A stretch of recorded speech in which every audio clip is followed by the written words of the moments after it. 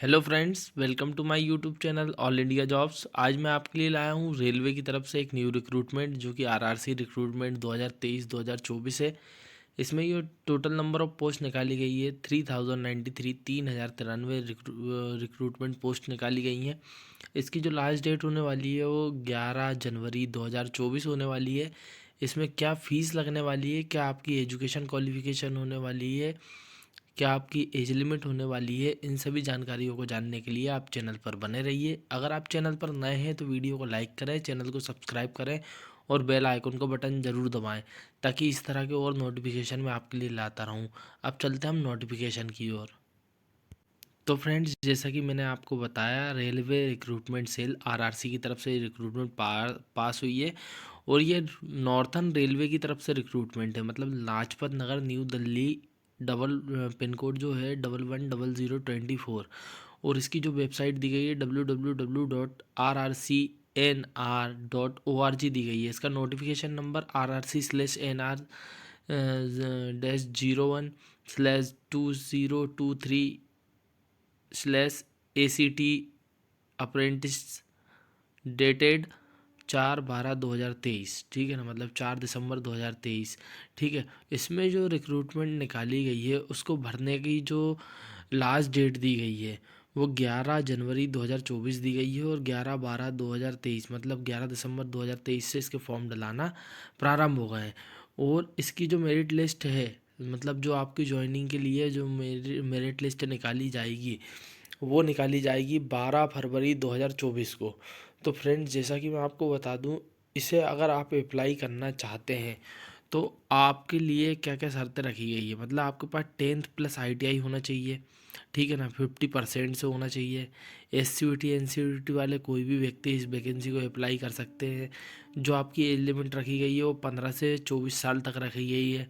इसके बाद आपको 5 ईयर का ST SC को एज रिलैक्सेशन मिलने वाला है और 3 ईयर का OBC को एज रिलैक्सेशन मिलने वाला है। और 10 ईयर का जो फिजिकल हैंडीकैप है, मतलब विकलांग कोटे वालों को 10 ईयर का एज रिलैक्सेशन मिलने वाला है। या फिर कोई एक सर्विसमैन है तो उसे भी 10 ईयर का एज रिलैक्सेशन मिलने वाला है। तो मैं आपको बता दूं कि फ्रेंड्स, इसमें जो अपनी फ़ीस लगने वाली है वो मात्र और मात्र सिर्फ 100 रुपये लगने वाली है। 100 रुपये फ़ीस में आप इस वैकेंसी को अप्लाई कर सकते हैं। अब हम आ जाते हैं नीचे की ओर कि जो इसमें सर्कुलर निकाला गया है उसमें मेडिकल फिटनेस टेस्ट होगा क्या? हाँ, होगा। ठीक है ना, वो जिला अस्पताल के द्वारा हो जाता है। किस प्रकार की डिसेबिलिटी वाले इसको अप्लाई कर सकते हैं? तो लोकोमोटर डिसेबिलिटी दी गई है। फिटर टर्नर वेल्डर के लिए क्या क्या है? जैसे फिटर टर्नर के लिए दिया गया है लोअर लिम्ब। ठीक है ना, वेल्डर के लिए दिया गया है लेग एंड विदाउट 3 फिंगर। ठीक है, अप्लाई कर सकते हैं। इलेक्ट्रीशियन के लिए क्या दिया गया है, मशीनिस्ट के लिए क्या दिया गया है। ठीक है ना, जैसे मशीनिस्ट वाले मशीन पे ही काम करेंगे तो ओनली स्मॉल फिंगर डैमेज वाले ही अप्लाई कर सकते हैं। तो शर्तें दी गई हैं, उन शर्तों को आप पढ़ सकते हैं, है ना। तो अब मैं आपको बता देता हूँ कि जो ये अप्रेंटिस एक्ट के थ्रू ये रिक्रूटमेंट निकाली गई है, किस किस जोन में कौन कौन से पद होने वाले हैं और आपको क्या क्या डॉक्यूमेंट लगने वाले हैं। ठीक है ना। तो ऑनलाइन एप्लीकेशन अप्लाई होगी। इंगेजमेंट ऑफ एक्ट अप्रेंटिसशिप पर आपको ऑनलाइन एप्लीकेशन भरना पड़ेगा, जिसमें आपका नाम, फादर का नाम, name, community category, mobile number, email ID, date of birth जैसी चीज़ें भरनी पड़ेंगी। उसके बाद आपको एक एप्लीकेशन फॉर्म भरना है, पे ऑनलाइन फ़ीस करना है, thumb impression, photo signature 10 KB से 50 KB के फॉर्मेट में जमा करने हैं। ठीक है ना।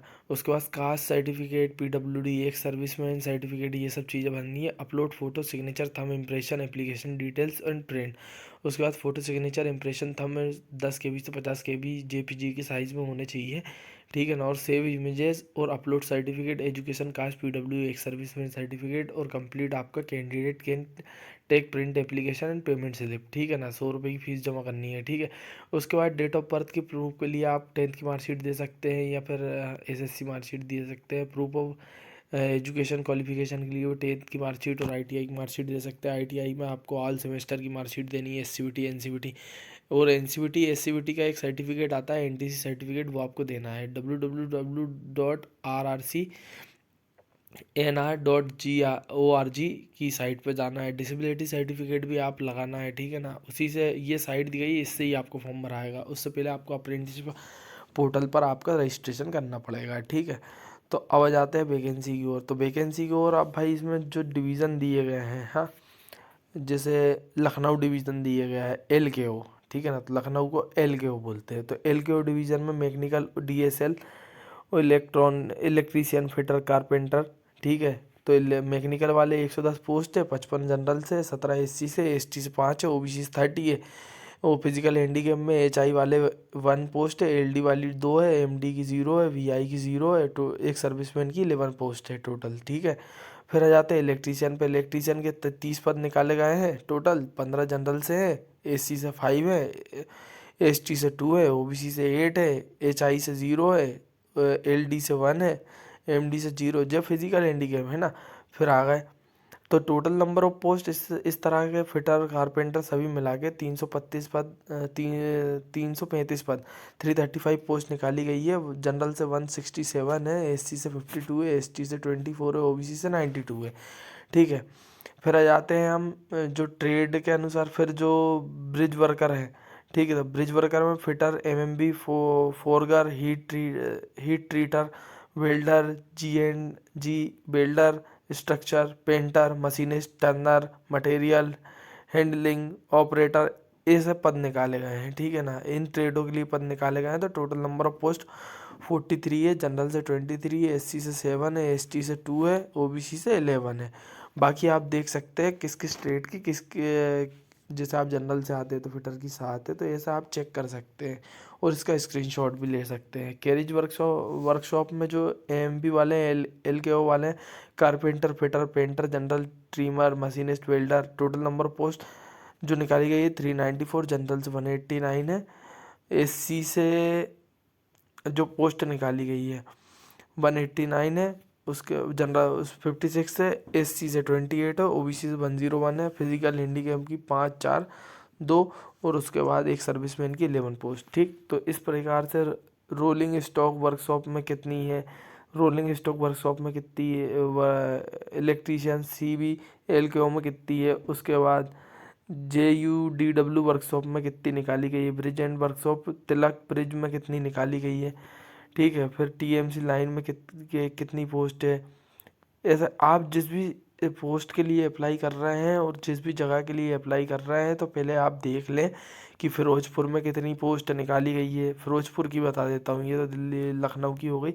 फ़िरोज़पुर में भी अच्छी खासी पोस्ट निकाली गई है, ठीक। तो जलंधर से निकाली गई है, फ़िरोज़पुर डिवीज़न से निकाली गई, फ़िरोज़पुर डिवीज़न से निकाली गई, CWM ASR से निकाली गई है। उसके बाद ब्रिज वर्कशॉप जलंधर से रिक्रूटमेंट निकाली गई है। तो इस तरह की रिक्रूटमेंट निकाली गई। टोटल नंबर ऑफ रिक्रूटमेंट मैंने आपको बता दिया, 3093 रिक्रूटमेंट आपकी निकाली गई है और ये स्किल इंडिया के तहत रिक्रूटमेंट होने वाली है। तो फ्रेंड्स, जैसा कि मैं आपको बता दूं, अगर आपको वीडियो पसंद आया और रिक्रूटमेंट पसंद आई तो आप वीडियो को लाइक करें, चैनल को सब्सक्राइब करें और बेल आइकन को बटन ज़रूर दबाएं, ताकि इस तरह के और नोटिफिकेशन रेलवे से जुड़े मैं आपके पास सबसे पहले पहुंचा सकूं। वीडियो को देखने के लिए थैंक यू।